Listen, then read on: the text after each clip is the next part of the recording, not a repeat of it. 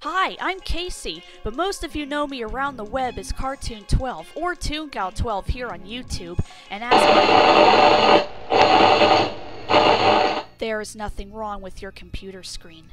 Do not attempt to adjust the picture. I am controlling the transmission. If I wish to make it louder, I'll bring up the volume.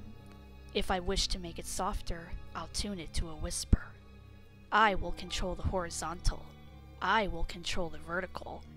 I can roll the image, make it flutter.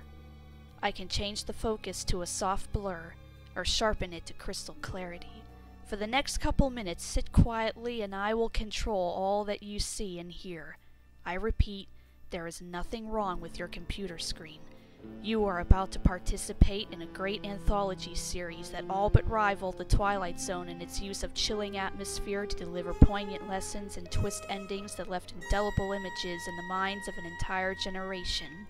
You are about to experience the awe and mystery, which reaches from the inner mind to my top 10 favorite episodes of The Outer Limits. Number 10. The Inheritors Part 1 and 2. The Earth, tumbling grain of sand in the darkness of unending space, plays host to a strange and awful guest, unsought, uninvited, possessor of fearsome power, purveyor of dark deed, a relentless traveler on the road to its mysterious goal. Typically in an anthology series like this, having episodes split into two parts tends to fail if the fourth season of Twilight Zone's any indication. When the stories are short, they tend to get boring when they're dragged on longer than they need to be. In the Outer Limits case, this was their only two-part episode, but this is one of the rare times where the longer time slot was arguably needed. For this story is both interesting, suspenseful, and has one of the most touching and uplifting endings for what's usually a pretty dark show. 4 U.S. Army soldiers who all served in the same combat zone are shot in the head but all miraculously survive. Not only that, but their IQs have increased far beyond that of a normal human. When an investigator discovers the bullets were made out of a strange meteorite, he suspects the Earth has been invaded by aliens, and his theory becomes all too real when the 4 soldiers begin working on a mysterious project. Just what is it that they're building, and why are they kidnapping a bunch of handicapped children? Will the detective be able to stop their plan in time, and is it even an evil plan to begin with? While I don't want to spoil anything, this is one tale that'll leave you guessing up until the last heartwarming moment. Number 9. Soldier. Night comes too soon on the battlefield. For some men it comes permanently, their eyes never open to the light of day. But for this man, fighting this war, there is never total darkness. The spidery beams of light in the sky are the descendants of the modern laser beam. Heat rays that sear through tungsten steel and flesh as though they were cheesecloth. And this soldier must go against those weapons. His name is Quarlo, and he is a foot soldier, the ultimate infantryman. Trained from birth by the state, he has never known love, or closeness, or warmth. He is geared for only one purpose, to kill the enemy. And the enemy waits for him. Roughly 1800 years in the future, 2 foot soldiers are fighting on a battlefield when an energy weapon hits both of them and hurls them back in time to our present day, or at the time of this series, 1964. The soldier named Quarlo is soon captured, and when the authorities eventually discover where and when he's from, he comes to live with the psychologist's family in an attempt to tame him. But when the enemy soldier also materializes and hunts down his prey, will Quarlo give in to his trained instincts and kill everyone in his way, or will he be able to find sympathy and save his new family? Well, like I said, I'm trying to dial back on the spoilers, although there's 2 interesting things to note here. First off, that's Michael Ansara playing Quarlo, and if that name and voice sounds familiar, that's because he was the voice of Mr. Freeze on Batman the Animated Series. And 2, this episode was based on a short story by sci-fi author Harlan Ellison, to which he famously sued the producers of the first Terminator movie, saying they copied this episode and by extension his idea. The case was settled out of court, and at the beginning of the movie they credit Ellison's work for the inspiration. Guess it goes to show just how much this and the next episode on the list had such an impact on future writers. Number 8. Demon with a Glass Hand. All the legends of ancient peoples, Assyrian, Babylonian, Sumerican, Semitic, runs the saga of the eternal man, the one who never dies, called by various names in various times, but historically known as Gilgamesh, the man who has never tasted death, the hero who strides through the centuries. In a rundown office building, a man named Trent is being hunted down by aliens known as the Kybin. To make matters worse, Trent has no memory of his life before the past 10 days, and his left hand has been replaced by an advanced computer shaped like his missing hand. 3 of the fingers are missing, to which the computer tells him that it can only reveal what's going on when the fingers are reattached, and the aliens have the fingers. As the 2 sides fight to survive, it's eventually revealed that both Trent and the Kybin are from 1,000 years in the future, sent back in time for unknown reasons. In the future, the humans unleashed a super virus to wipe out the aliens, and now all the surviving humans have mysteriously vanished save for Trent. Now the Kybin want Trent's computer hand to find a cure for the plague. Will Trent get his memory back and find out who he really is? How is he the only survivor of a futuristic war, and can the Earth be saved? Well, obviously you're just going to have to watch the episode to find out, but like the previous entry on the list, this episode, which is full of tension and suspense, also has an interesting history behind it. For one thing, most of this episode was shot in the Bradbury Building, the same location used for the final scenes in Blade Runner, which, if you've seen that movie, that sort of gives you a clue as to the twist in this story. And for another, this was another episode based on a story by Harlan Ellison, and just like the episode Soldier, it was also cited as being copied by the filmmakers who produced The Terminator. I can definitely see the similarities, although I don't think The Terminator was a blatant rip-off of these 2 stories, rather a nice meshing of the 2. But that's just my opinion. Give these episodes a watch and decide for yourself. Number 7. I, Robot. God looked upon his world and called it good, but man was not content. He looked for ways to make it better and built machines to do the work. But in vain we build the world, unless the builder also grows. If some of you thought that more recent movie was the only adaptation of this story, think again. The I, Robot tale actually dates back to the early 1930s and first appeared in Amazing Stories magazine. Out of all the many tales of the robot Adam Link, the first 2 were combined and adapted for this memorable episode, in which the robot is accused of murdering his creator. But Adam insists it was all just an accident. What results is a courtroom battle that not only puts the robot on trial, but mankind itself for being irresponsible and abusive of technology. While there are flashbacks to how Adam was created, most of the action takes place in the courtroom. But despite just basically watching people stand around and talk for an hour, it's far from boring, as the strong acting and writing is what keeps you interested. The other interesting note is that there have been multiple versions of the outcome of the trial, depending on what version you see or read. Some versions end with Adam being found guilty, and others he's set free. As for which version they go with here, you'll just have to watch to find out. Number 6. The Xanti Misfits. Throughout history, compassionate minds have pondered this dark and disturbing question. What is society to do with those members who are a threat to society? Those malcontents and misfits whose behavior undermines and destroys the foundations of civilization. Different ages have found different answers. Misfits have been burned, branded, and banished. Today, on this planet Earth, the criminal is incarcerated in humane institutions, or he is executed. Other planets use other methods. This is the story of how the perfectionist rulers of the planet Xanthi attempted to solve the problem of the Xanthi misfits.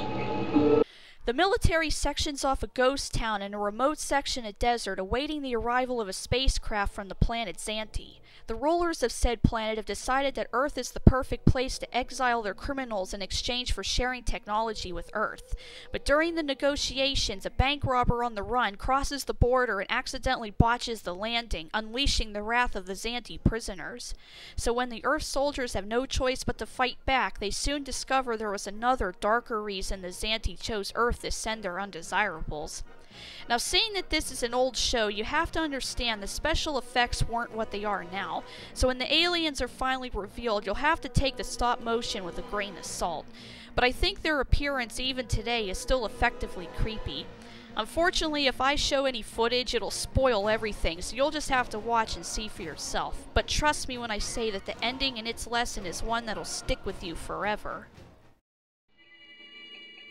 Number 5.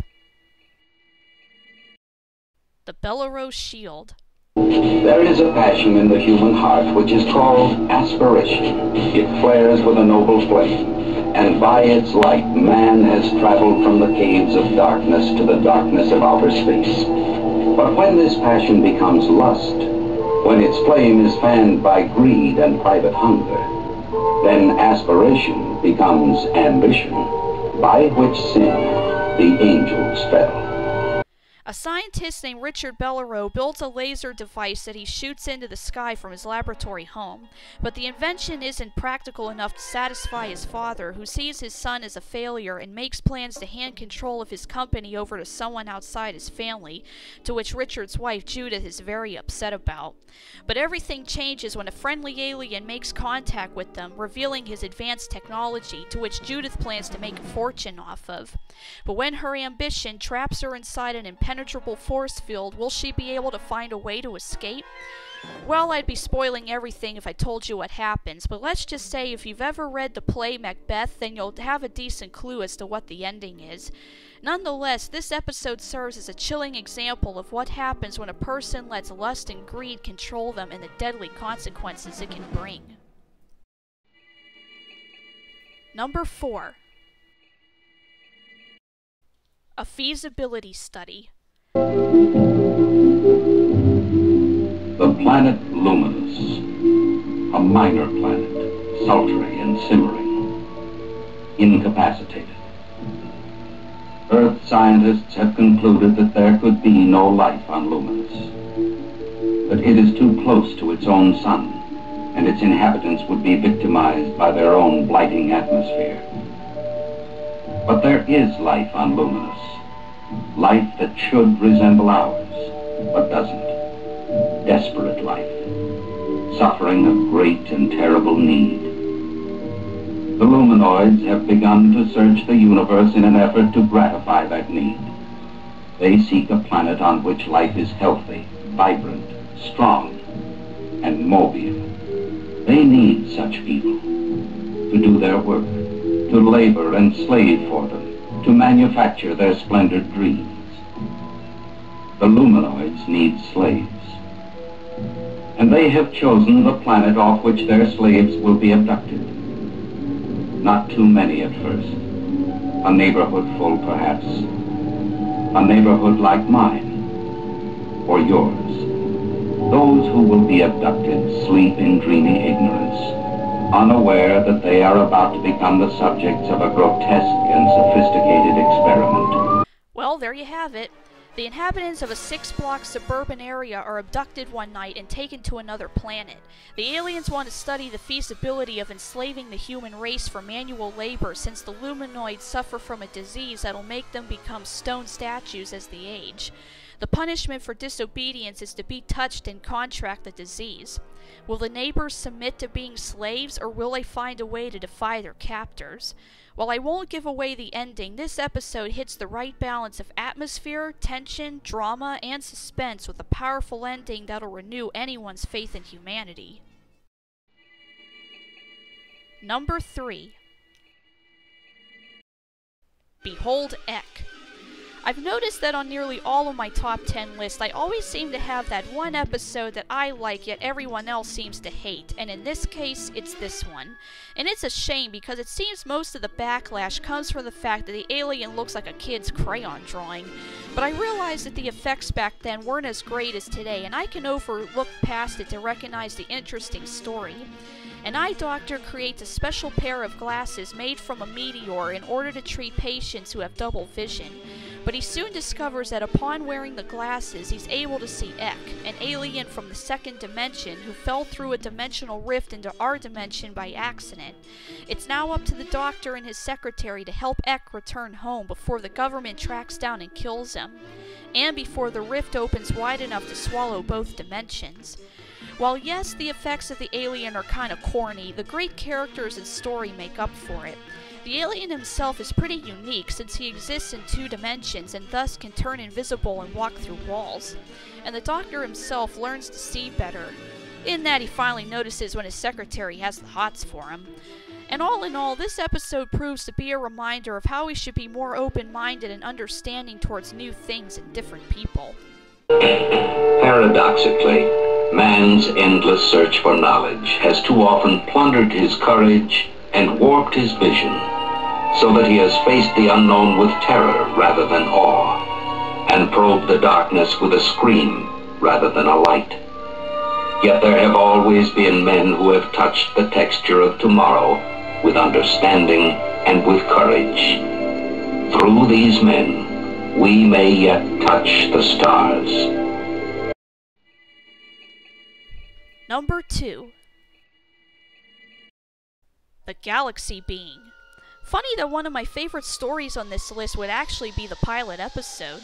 An engineer named Alan accidentally contacts an alien while experimenting with his radio equipment, and when the alien is subsequently transported to Earth, it becomes a race against time to return him home before a scared and angry mob kills him. While the story is pretty straightforward, it's nonetheless a powerful one, teaching understanding and tolerance towards beings that seem otherworldly but are actually no different than us. And the special effects on the alien are beyond memorable. The philosophical conversations the alien and engineer have is what really sells this story, and while the ending is similar to The Day the Earth Stood Still, it still remains an important lesson in that in order to understand the universe, we must first understand each other. The planet Earth is a speck of dust, remote and alone in the void. There are powers in the universe inscrutable and profound. Fear cannot save us. Rage cannot help us. We must see the stranger in a new light, the light of understanding. And to achieve this, we must begin to understand ourselves and each other. And my number 1 favorite episode of The Outer Limits is The Chameleon. When a flying saucer lands in a remote part of the US, the military, fearing the Earth is being invaded, decide on a unique course of action. They genetically modify a CIA agent named Louis Mace to pass as one of the aliens, then send him in to infiltrate the ship and find out what the aliens are planning. But what happens when the aliens turn out to be more than they appear? And when the alien's nature begins to affect Louis, he must soon decide where his true loyalties lie. Now, arguably, there's episodes better than this one, or at least more memorable, but this is just a personal favorite of mine, as all the characters in this story are either likable or relatable, and the plot has its fair share of twists on the typical alien invasion story, leaving the audience to wonder just who is the true villain of the piece and what it really means to be human. And the ending, which again I'm not spoiling, is more than surprisingly touching, which is why it's my pick for my favorite episode. I'm Cartoon12 and I hope you enjoyed the countdown. I'll have more top 10 lists soon, so I'll see you all next time.